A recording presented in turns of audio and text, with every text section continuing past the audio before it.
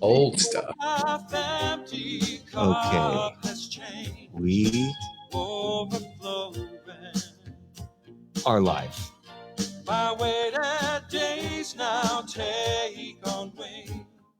Okay.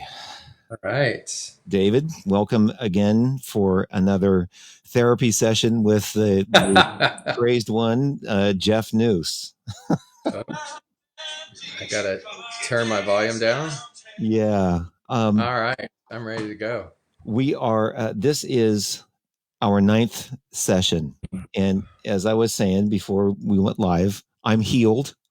I'm ready to smack some foreheads and okay. So I now have sound effects. Okay. So we have the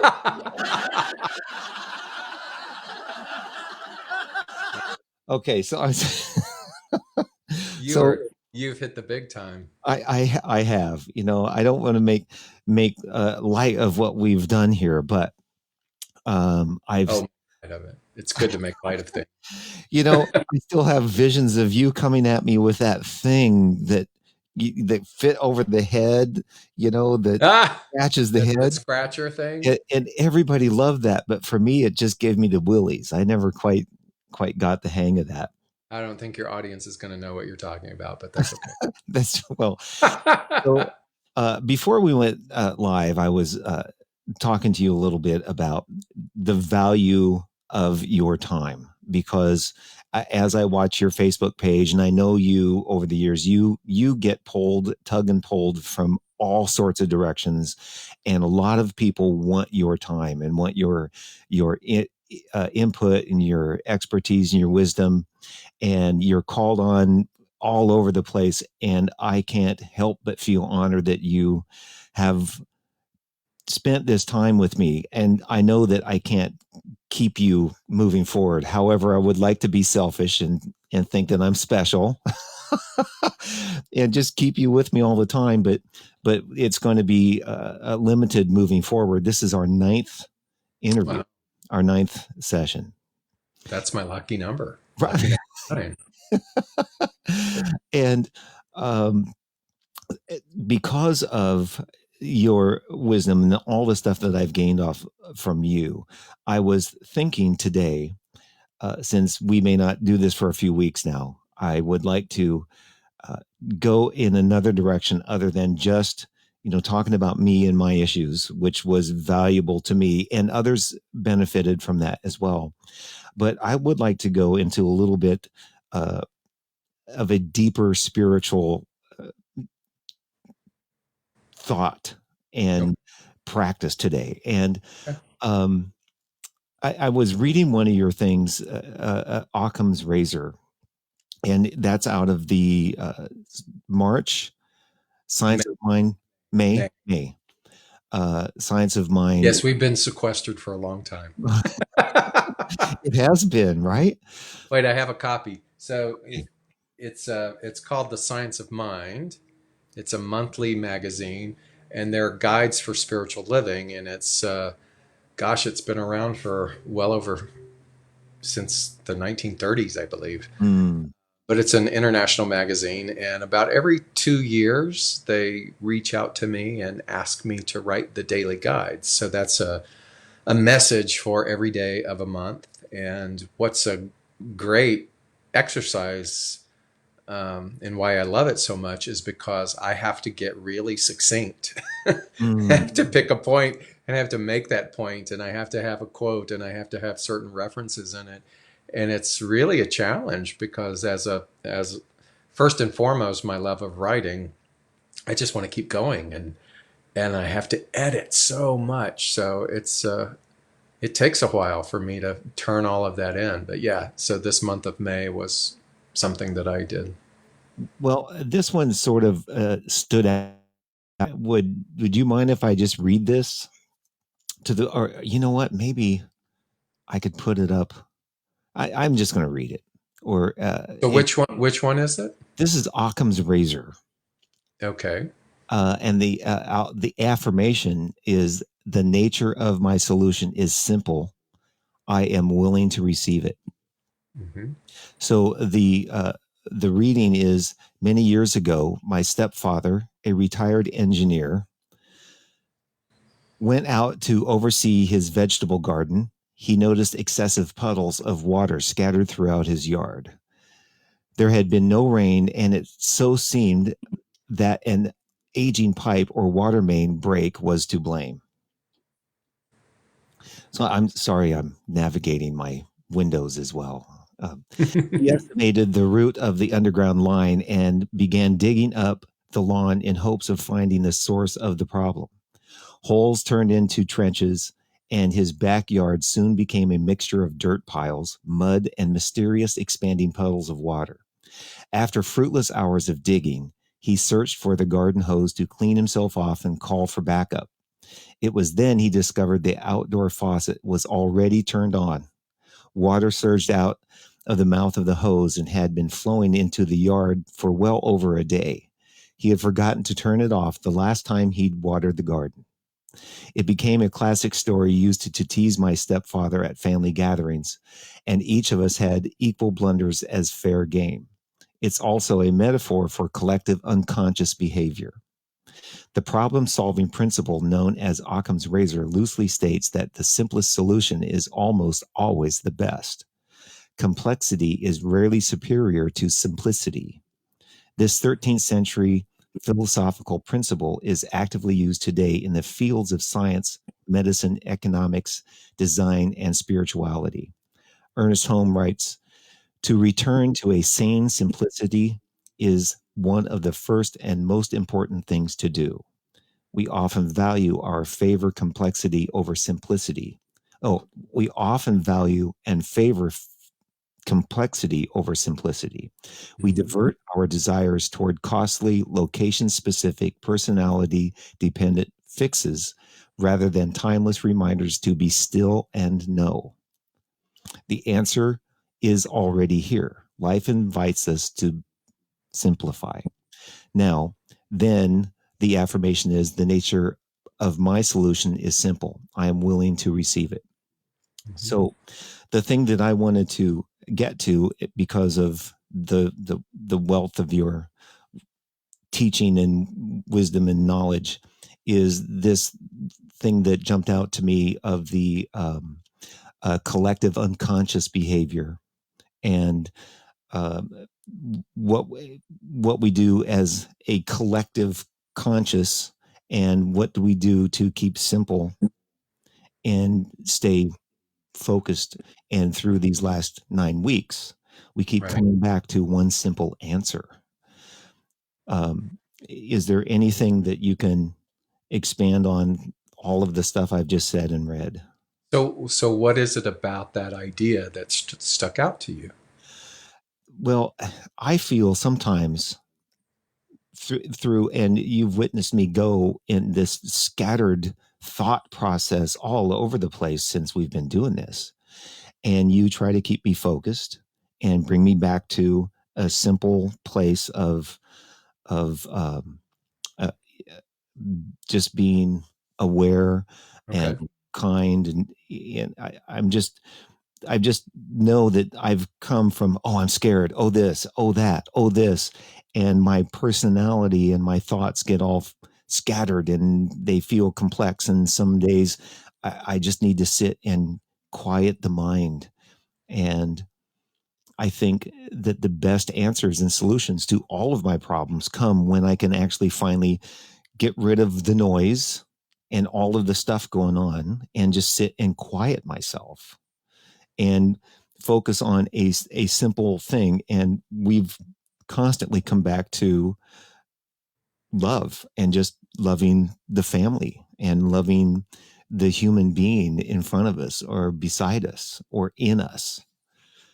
And So yeah, so to fix the thing out there, or to try to attack or target all of the many complexities that are going to pull at you from this genesis of fear, that's really complex and it's impossible, because you will exhaust yourself. When you talk about mass consciousness or race consciousness, simply meaning the collective consciousness of the planet, which is an unconscious default, and not mindfulness or awareness, um, there's no way to manage that. You get to understand that you're a part of that, but the way in which you bridge that collective forgetfulness to your own reawakening is to just do it, to do it yourself, to simplify, um, and trust the fact that the messaging has always been wrong. So the messaging has always been, don't just stand there, do something. In other words, act, act, act, act, act. But to act without intention, to act without stabilization is just reaction. Mm. And always been a joke with that. Don't just stand there, do something. There's always been, don't just do something, stand there, which I've always loved, because it's like, wait a minute, before you jump off the high wire, um, get clear about what the vision behind your action. Take care of the cup that you are about to serve from, because no one can drink from an empty cup. And the best testimony and the best thing that you can do is to nurture and feed and comfort and still your own mind. Now, that doesn't mean that you do that and then you wait. You wait until you're perfect. Because if we all did that, then we would all just be in waiting mode. You do it as you are serving people, as you're helping people, as you're loving people, as you're feeding them. Um, but the simplest approach is that instinct, that first thing that happens within your heart, that first idea. But we've there's always been this sort of collective growing lie that says, no, the more complex it is, the smarter it is. The more complex it is, the more expensive it is, the more gadgets there are attached to the one singular idea, the better it is. And that's just not true. What's happening right now with myself included and a lot of musicians and people that I've been talking to through this is this, in some cases, a bit of a panic. What are we going to do? Mm-hmm. How are we going to move ahead? Where are we going to work? How are we going to do this? And I remember my own experience where, because of the nature of my work, a lot of times I sit home, and some of my exes would come home from their job, which was a daily job, and say, why aren't you out looking for work?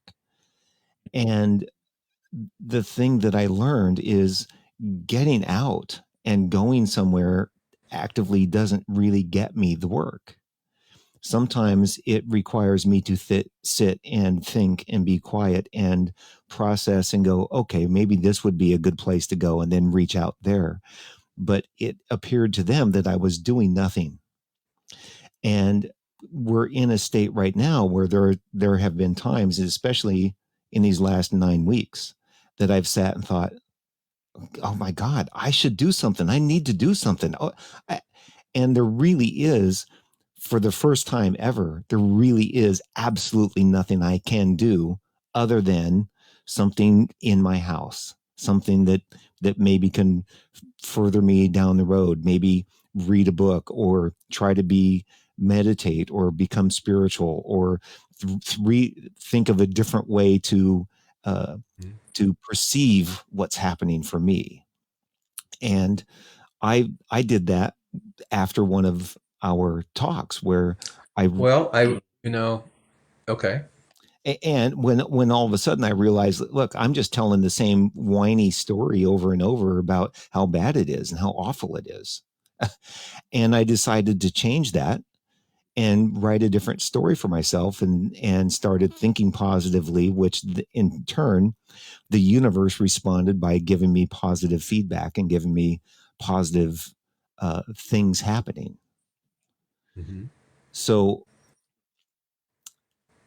the Well, go. here's what I want to interject. So everything that I just said Mhm. about the simplicity and don't just don't just stand there, do something, and Right. reverting that to don't just do something, stand there. Um, Everything has its paradox, and we're very smart, and so we can take a truth and make it into a half truth, or we can take a half truth and make it into a truth, meaning that if I didn't know you and I said that, the part of you that is fear based might take that then and use that to justify just not doing anything. Mm. You see what I'm saying? Mhm. Um, then the person who is always out there doing, and wearing themselves down because that's what they've they've decided is the measurement of success would do well to stop and to look at their inability to trust, or their inability to embrace the simplicity of that stillness, even if it's for a moment. And so you see, any message has its polarity. And when we say that there is the simplicity, the thing that I love about Occam's razor is that the simplicity is this: the only reality is love. Now you take that word and you can diagram it, and you could say, okay, well, what does that word mean to you? So for some people, from a scientific perspective, they would say intelligence, the infinite intelligence that exists within nature, the backbone of all life, that which is cellular down to the very atom, the very core of all things. And that in and of itself is an expression of love. Some people would say God. Whatever word that you want to take, that Occam's razor for me simply means that that is the one unifying principle. That's what keeps calling us to simplify. And so when we can establish that, now we can go back to our behavior. Because Jeff, there might have been times when you were sitting at home and the exes were out doing their thing, where because they laid that on you or projected that on you, then you felt bad for doing that. And then that becomes its own thing, because now you're considering that that's true. And as you're considering that's true, you're doing it. And then there are other people who are hustling. They're all about the hustle. They're not about alignment. They're about hustle. How hard can I work? How hard can I work? How hard can I work? Rather than aligning, which simply means to pause before the hustle, to Mm. make sure that whatever the hustle is going to be has roots, has a foundation. It's not a cyclone from fear, but it's something that's deeply rooted in establishing itself. So what makes that different? That means that then my hustle isn't is done from a place of high involvement and low attachment. That's been my phrase all week long that I've been teaching from. High involvement and low attachment. See, when I can get down to the simplicity of that one principle, and I could go, how much do you really believe that? How much do you really believe that God is all that there is? How much do you really believe that love is all that there is? Because everything within the human experience will test that and challenge that and make it wrong. And it will pull you. It will pull you in all to the different corners of justification to go, no, this conspiracy tells me this, and this thing tells me that, and this news report tells me that. And so I will react based upon my personality. So if my personality is to attack something, so if I'm unemployed, then I'm going to go and attack employment at all cost. Mhm. If my if my if my personality is geared more towards um, not feeling good enough, then I might create this whole scenario of sabotage where I do just sit and eat, and I'm too afraid to go make a call, and I'm too afraid to go do something. I'm too afraid to just go do something which would actually jumpstart some good within the person. So you see, everybody's still in the simplicity of the one idea, but we're operating from different personas. Mm. So you got to find what's true for you. So your ex there or this ex there, they might have had a different persona. So they're projecting what they do onto you, just as you do to other people and just as I do to other people. Right. So if you're a hustler by nature, then you're going to judge somebody that doesn't look like they're a hustler. For I don't want this to sound like I'm going off topic, but this is an example. Mackenzie and I did our nightly drive last night with donuts, and she and I thought Your donut run. the donut run, and um, we we drove down this road, and I said, "Have we been here before?" She said, "Yes," and I went, "No, no, I'm pretty sure we didn't." And then we sort of joked about it, and she said we argue. I insisted that we hadn't been, and she insisted we had been, and then we just sort of laughed. And then she said, "You know, when I do that to mom, she goes, 'Oh my God, you're such a challenging child,' as if I'm arguing with her." And she said, "When we do it, we just joke and laugh." And I said, "Well, it's not about you. It's about her and me and how we respond differently." Mhm. And so what you said about the ex, putting something on me and me taking it, that was sort of happening to Mackenzie, where she's being looked at as a problem child because she disagrees. And it wasn't that it was just that she wasn't agreeing with mom. And when she disagrees with me, I don't care. We can disagree. It doesn't make either one of us right or wrong. And then we just laughed. And I think it's something that you were saying, that we have to be careful of what I put on others, and then also view that what I um, what I don't have to own when someone else says I need to hustle, I need to do that. And no, I don't. I can do my own, I can go my own path, which, And complexity, since we started about complexity and simplicity, so complexity would want to tell you that no, you do need to argue your position.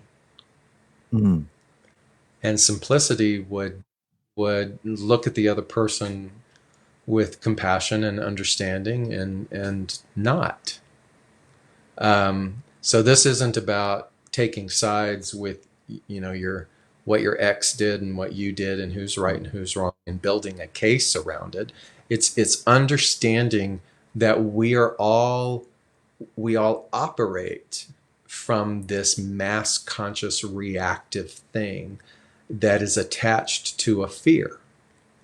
That's all it is. If you want to simplify, if you want to apply Occam's razor to why the world is the way it is, then it goes down to one idea, and that's fear.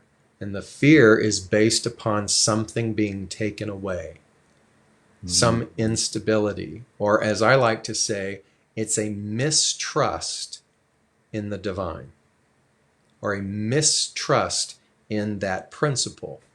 And it makes perfect sense. Why should anyone trust a principle that says the only reality is love when everything in front of us is unlike that?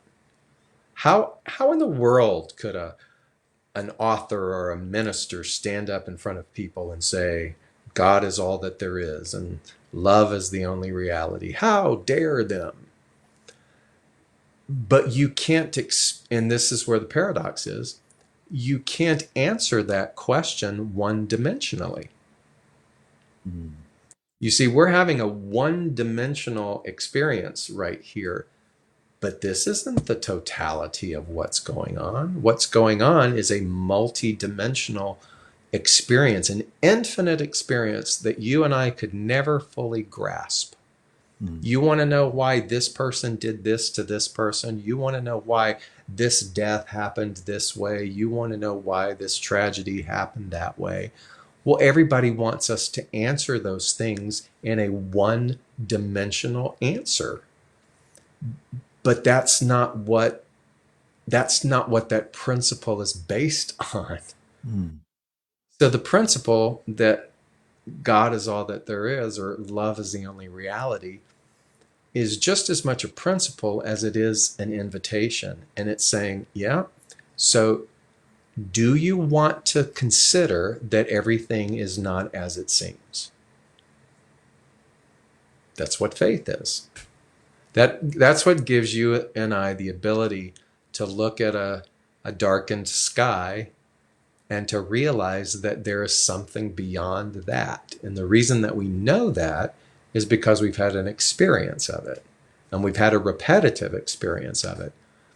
So there are mystics and sages and and masterful spiritual people who have experience of multidimensionality that can teach and can speak with all authority and say, love is the only reality. I know that you can't see that, but you're invited to explore that.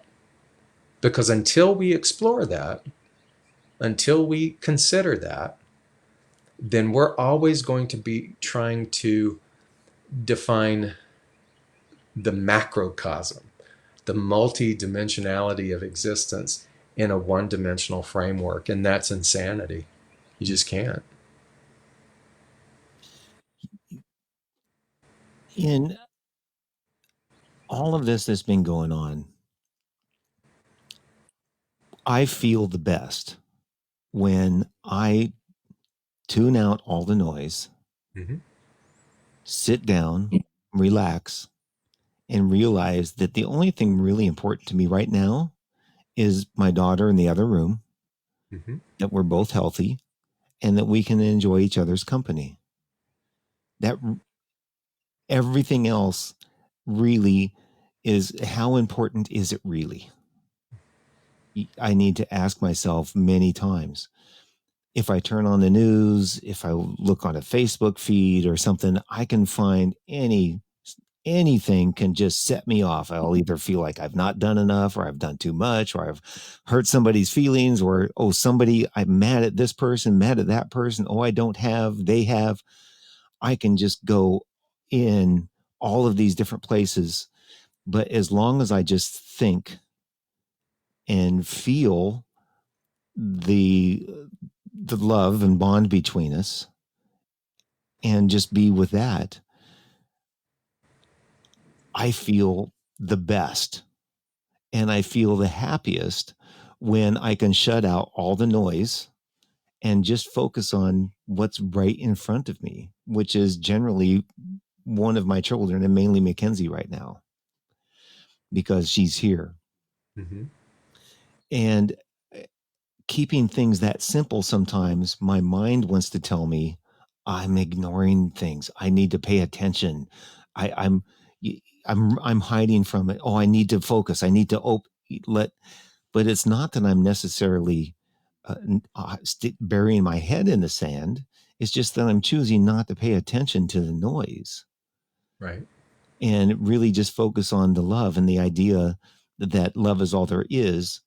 And the one thing, and this happened at the end of our talk last week, is when somebody gets emotional and they become vulnerable and expose their emotions to me, I immediately feel the love and understanding and compassion.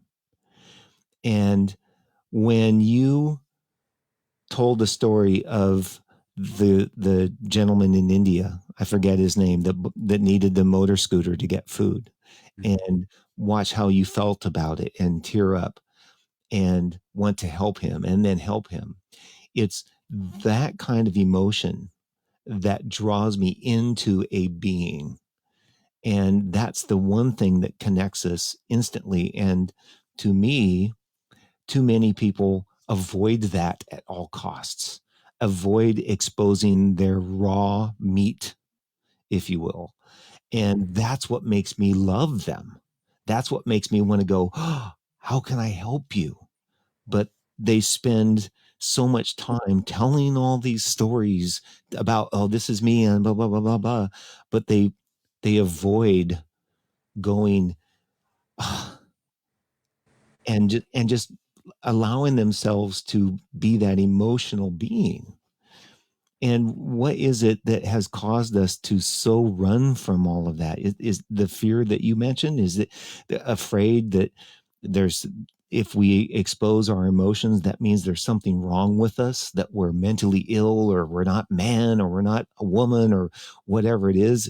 What is it that causes us to avoid that at Well, all costs? the they that you referred to, the big they that you referred to, has also been how you've been Mm, on a lot of this journey. yeah, That's not a judgment. That's not a good or bad, right or wrong. That's right. just so. So isn't it funny that the things that we love, um, the things that we love about other people, are qualities that we have, and the Mm, things that we hate or are annoyed with other people are the qualities that we have. mm, And that's when a quality registers and elicits a response from us, it's because we have the same thing.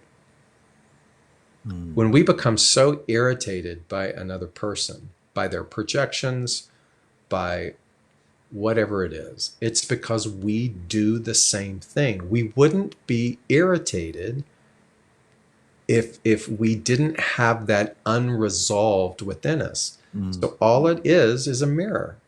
It's just the universe holding up a mirror going, okay, see what you're annoyed at? That's you. See what you love about that person? That's you. mm, There's a classic, workshop exercise where I say, tell me the top five people that you absolutely love, the ones that you think are a hero. They could be fictional, they could be characters in a book, they could be inventors, they could be great leaders, they could be relatives. Who are the top five that come to you? And so people will write them down. And then I said, okay. And then what is the quality about them that you love so much? And they'll write the quality next to the name. And then I say, okay, now go back, draw a line through their name, and write the words I am.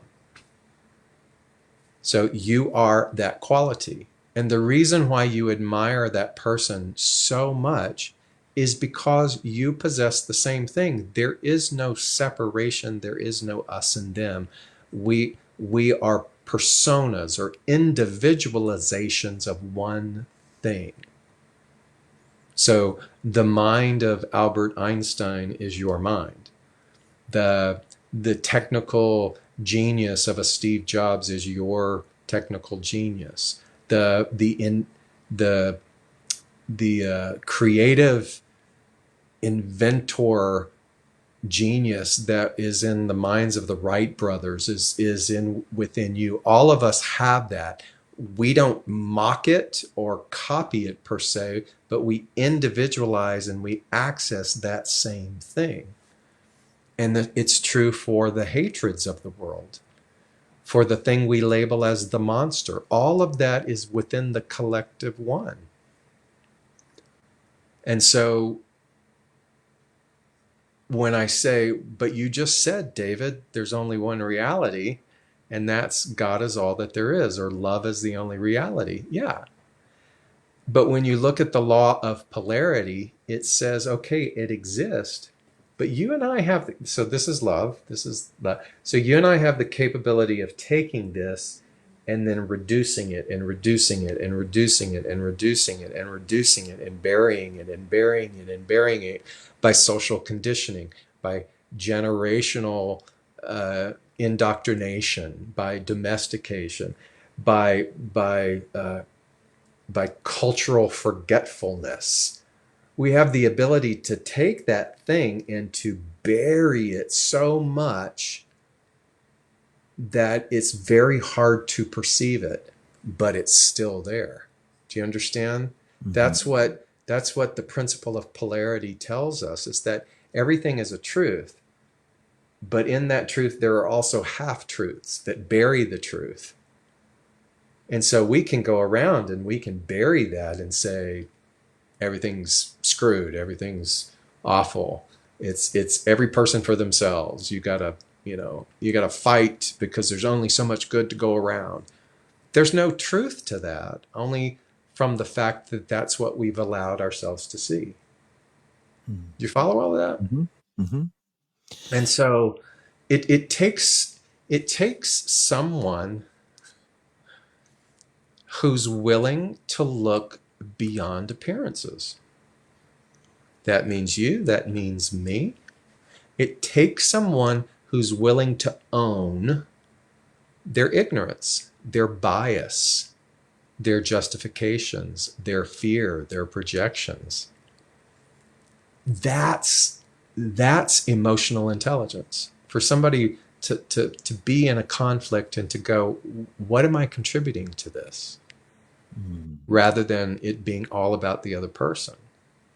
And I'm not saying that everything is, that there isn't a give and take in these situations. But man, if we don't do our part, and that's going back to simplicity again, it's very simple for you and I to stop and to breathe. Mm. Like the greatest gift that you can do is you can stop and breathe and be in the stillness, just like you were describing, reflecting on Mackenzie. It's the greatest thing that you can do. But most people are going to look at that and say, do something. Yeah, go do something. But before you go do something, get solid. Mm. Breathe. That's what setting an intention is. Understand that everything is energy. You're energy, I'm energy. It's just bundled up here. And we have consciousness. And in that consciousness, we can direct that energy. That's making a couple of things come up while you were talking, and um, one is the collective consciousness and the idea that we are all energy and we are all one, and how much is the negativity or the positive love, whatever it is that we as a planet, all human beings being that one of God, have an energy the same as just me and you talking are developing an energy between us. Right. So here's that whole planet right now. All how much of that can we feel, and can we uh, pull out of and not allow it to affect us? See, you're dealing in complexities. I just told you. I just told you the most powerful thing, yet the most simple thing I know, is right? And then I had is to stop and breathe. But see, we don't right. like that as an answer. It's too simple. So if I wrote a book that said 101 things that you can do to be free, you'd probably go buy that book. But if I said to be free, breathe and love people, you're like, oh, there's got to be more to it than that. And Yeah, so I just we find it we complicated. value we put a price tag of value on complexity rather than just keeping Mm, it simple. mm. And you ask a really good question. You said, why do you think we do that? Why do you think we actually make things complicated? Yeah. I think I can only speak for myself in my own fear, in my own forgetfulness, which we all have. I there is that mistrust in the divine or mistrust in that principle, Mm, because I can get sucked down a rabbit hole just as fast as the next person. And it's being in that rabbit hole where the noise gets so deafening and the bank balance is so low, or the demand is for attention is so extreme, or the tension is so whatever, that I can lose sight and I can have a mistrust in the divine. So, but that's the ebb and flow, right? There is the forgetfulness and the remembering, and the forgetfulness and the remembering. And the most simple lesson is try and remember more than you forget. Mm. And when you do forget, go back to remembering. Go back to the breath. Go back to stillness. But we've got coaching programs, and I mean, I'm just putting myself out of a job here. We got coaching programs, and we got workshops, and we have to travel across the world to sit at the feet of holy people, and we have to do all of these things because the more complex and the more geographically distant this is, the more valuable it is because we can post it on Instagram rather than just shut up and breathe Mm. and go be kind to somebody and go feed somebody. I was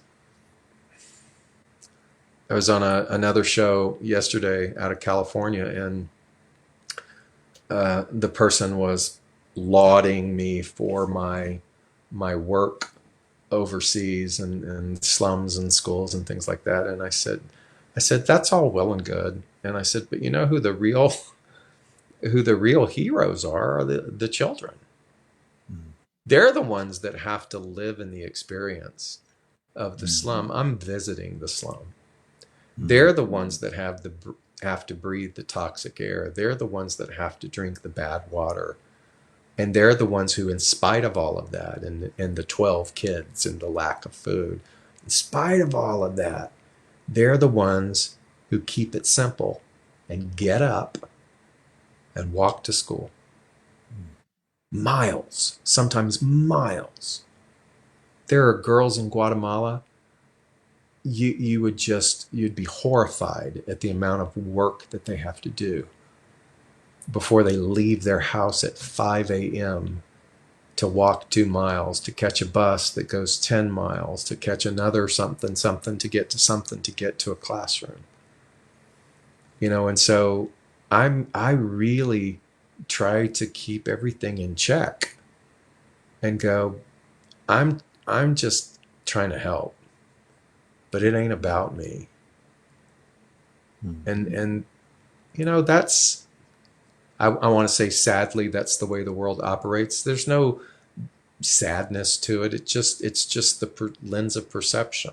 And so the more that you and I begin to understand, and the more that you and I begin to keep working on ourselves, and the more we allow ourselves to strip away the ego, it's all about me, it's all about me, the more that we can look at that bullshit and realize there's only really, it's very simple. Just love people, serve people, and remember the principle. That's why I love Ram Dass so much, because his whole thing was love, serve, remember. Love, serve, remember. Doesn't get any simpler than that.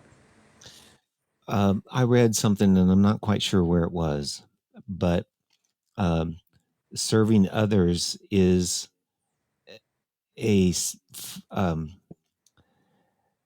let's see if I can get it correctly, because I don't want to um, is the highest form of self-love can ex, can experience, because serving others Mm-hmm. by loving them and serving them, you're actually loving and serving yourself. So it's That was Gandhi said the best way to find yourself is to lose yourself in the service of other people. yeah, yeah. Um, and at the same time, paradoxes everywhere.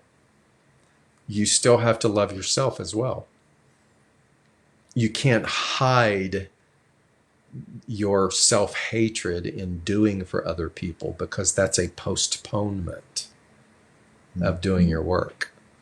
That's when people lose their sense of identity in relationships, because they think so little of themselves that they're just going to do it for someone else. Believe me, been there. That's a postponement of our work. Our good buddy Rick Walt asked a question. Oh, good. Hey, Rick. He said, I'm finding that the areas of my life that need work are where I find it hard to expose or express my vulnerability. Well, yeah, par for the course, right? So, uh, where, and he put need work in parentheses. And so if anything's calling to you, or you can even articulate that you feel that it needs work, that's where the vulnerability is. That's where the uncovering of the lie is. And so by the lie, it's not being good enough. It's not being valued, not being relevant. Do you know how many people are going through this idea of not being relevant? right now. I've lost my relevancy. Yeah. And I go, tell me more about that. What does that mean? Let's unpack that for a little bit, because you're saying that your relevancy or your worth is dependent upon the collective opinion. That's putting that's putting the cart before the horse, rather than going, no, my relevancy and my establishment of my worth is what then the world will mirror. So if I'm feeling irrelevant, it's not coming from out there, it's coming from in here. It's buying into the narrative that as I age, I will be aged out. Okay, there's plenty of evidence to say, yes, that's true. Does it have to be true? Or is it something that we've just accepted? And so, because we accept it subconsciously and we demand that it's true and we fight against it, then it becomes the experience. But I tell you, there are just as many people who don't buy into that, who go, no, I'm good. I'm good at what I do. I love who I am. And they are able to, if you want to call it reinvent, or just become more and more hybrid and more and more hybrid and more fluid with regards to the way in which they serve in the world. So for every case study that you want to give about what's wrong, there's also an example of what's right. Polarity. For every truth, there's a half truth, and for every half truth, there's a truth. And so where's the responsibility of relevancy then? It's within us. So Rick, my friend, you are relevant. And whatever is calling to you to do the work, then you have to lean into it. You have to just lean into it and trust. And what does that mean? You have to trust. You have to trust in the principle and that thing which is the divine. And if there's a hiccup, you just have to stand right back up again. It's that proverb that says, "Fall down 7 times, stand up 8." Yeah, I kind of feel like speaking from my own experience right now, I've been doing these shows, had no idea. I just was giving myself something to do, Right. and now it looks, and I'm just going to keep going because I more than likely won't have any work until like September, and it feels like it's just become my job, and I've developed somewhat of an audience that tune into most of my shows and appreciate what I'm doing. And I'm just now, instead of looking for something to do and then figuring out a way to make our living, I'm also now looking at how can I use this vehicle to help others. Mm-hmm. Right. So now, having said that, because last week um, you expressed taking donations for this for your school, and the gentleman, and what was his name again in India? His name is Nandu. He's my administrator in India for the schools that we have. And then you forced me one day. You said, Jeff, Forced you. well, you Forced you. did. You twisted my arm. No. So you said put up your PayPal and this sort of thing, but I'm putting up your Venmo and PayPal information because anybody that's tuning in, I would like them to know that you've been freely giving of yourself, and you, like me, are out of work. And the only way you really make money is by people donating, and speaking at different church organizations and things. And some of those church organizations have a vast uh, uh, membership that will freely donate. I don't yet. I've got a few dozen people, but I would like to at least have somebody tune in and send some money your way because of you. And I know that you would use that to give if you needed to your. That's very, very kind. Thank you. It's understanding there is an even exchange of energy. So we've talked about us being energy. And so um, it's always nice to be in a reciprocal flow of people who understand an even exchange of energy. Now, the paradox of that is that there are also people who don't understand that. So, case in point, having been a platform minister for decades, there were many people who would enter the doors of whatever center I was serving as spiritual director, who would never give.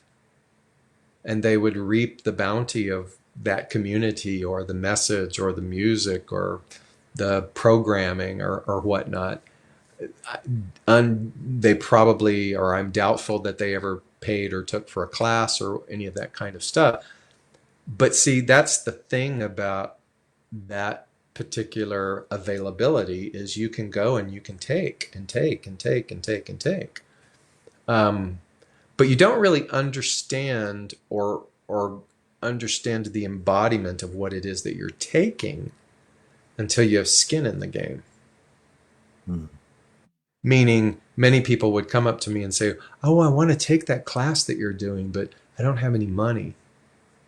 And many, many years I had said, "Oh, just come, it doesn't matter," or you can be a TA, a teacher's assistant, or you can do this.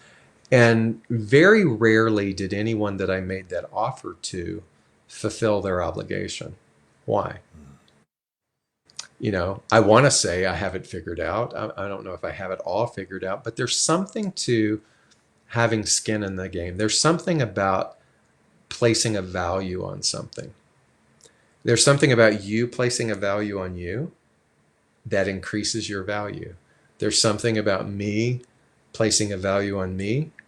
There's something about placing a value on you teaching something um, without shying away from that, but experimenting. You get to experiment. What's my value?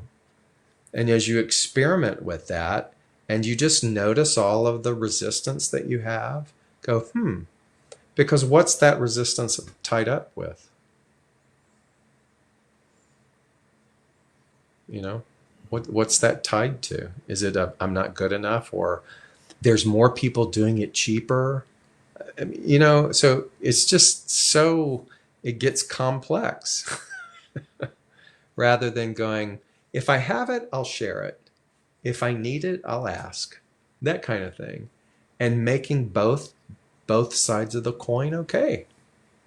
Well, and let me just use my own experience because it's all I can really share from. Mm-hmm. I had 2 months when I lost all my work in which I was desperate, needing money. People gave me money and bailed me out. Then I got through first couple of months. Then I got my government checks, and all of a sudden I'm okay for a month. So instead of freaking out and worrying about next, I'm going, okay, right now I'm okay. And I started giving to some people and started helping them out and I had a few people call, are you okay right now? Yes, I'm okay. I'm not going to need any money for a while. So right now I'm trying to go from a place of how can I help others while I have the money? While I all I'm worried about is my rent and food. Everything else I don't care about. They can take the car, it's just I want to stay in my house. So right now So I'm okay.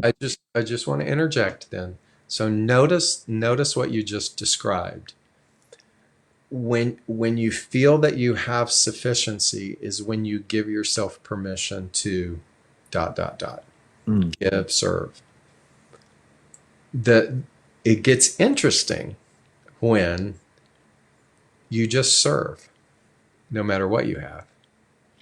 And your serving doesn't have to be monetary. It can be what you're doing. So you are offering a service, and we're offering a service and have been offering a service for 9 weeks.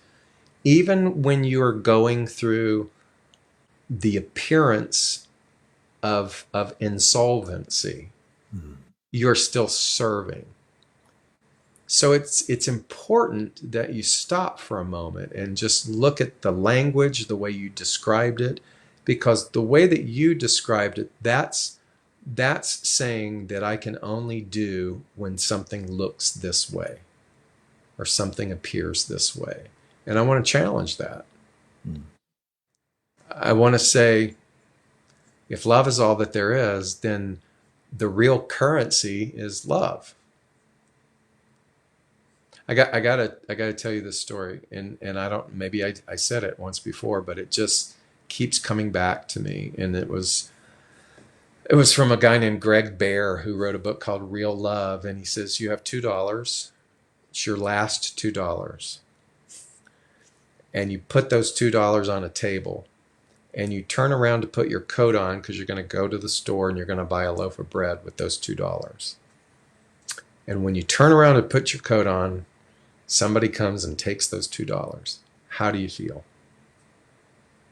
How do you feel about that person? Mm. Well, my first thought he would be angry. I would be angry, So and let's make it you. How would you feel about that person who just took your last $2? I would be angry Okay. immediately And angry at who? at him, At him. at that person for taking it. However, if I give myself time then to think about it, I would give myself a few minutes because Okay. okay. Okay. Keep it simple. So you'd be angry at that person. If if you had $22 million in the bank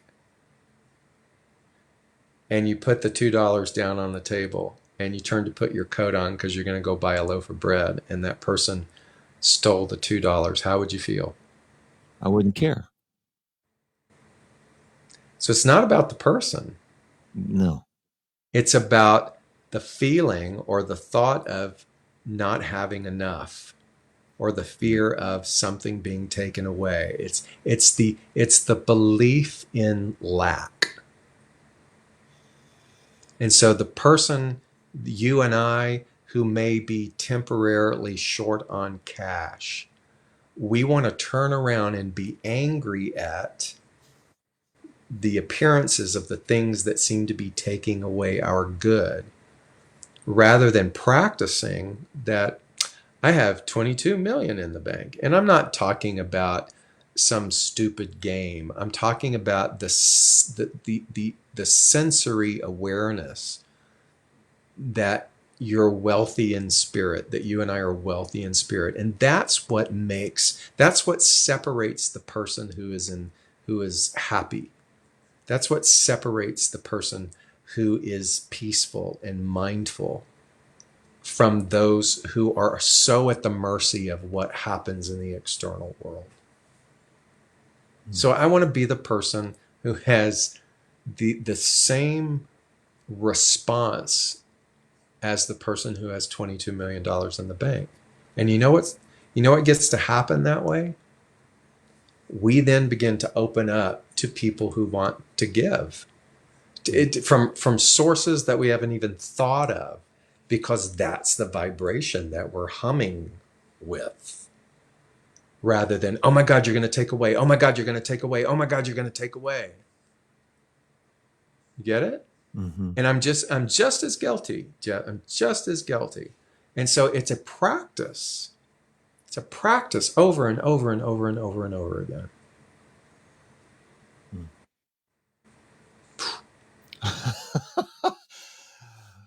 uh, So until the next time I see you, whenever that might be, got some practice. yeah, yeah. So we're at our hour. I want to thank you. This is the end of our ninth session, and we have a number of followers that have been tuning in to us. And for Hey, now, David and I, we're not going to schedule anything for a while until his schedule frees up and we can maybe get him back. However, we can do something private with fewer people if you want. David has agreed to. We can host an event or a thing at some Yeah. time. Well, just so everybody knows, I've committed to hiring an editor, and I'm working on a book, and so that's deadlines, and I work best that way when I have accountability with somebody, Mm-hmm. and so it's I've really kind of jump off into territory because I have to pay this person, and Right. they demand the pages from me, and so it's good. It's really creative. It's bringing a little structure where there wasn't any structure, Mm-hmm. and at the same time earning a living doing my coaching and counseling and speaking and things. So um, I don't want to walk away from this. I'm just looking at the next month as we go into June, um, of really kind of honing everything in and getting more quiet and more focused on the writing. And I'm going to say this from me and anybody watching. How can we help if you ever need any help? And it, and and Wait. when the book is done, I want to purchase a signed copy. Oh, something tells me, well, I'll let you, but something tells me I'll also give you one too. Yay! Oh, Uh, okay. So, um, who would have thought? My God, Jeff, who would have thought 9 weeks we'd be doing this? yeah, I Crazy. and I I'm so proud of you. I just want to honor you, and don't stop because you have a real gift for this. thank you. I intend on making this one of the only things I do for now from now on. I may start doing less shows because as I can't fill all my slots, I've become less interested in filling them and just doing and focusing on fewer because I can do a better job and have more time with Mackenzie now. All right. So thank you for being here, and we will Well, be in touch.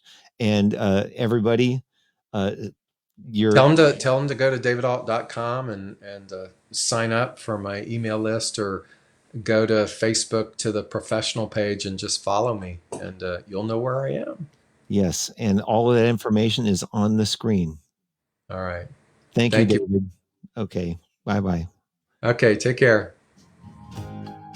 Fly on peaceful breezes, embracing how each thought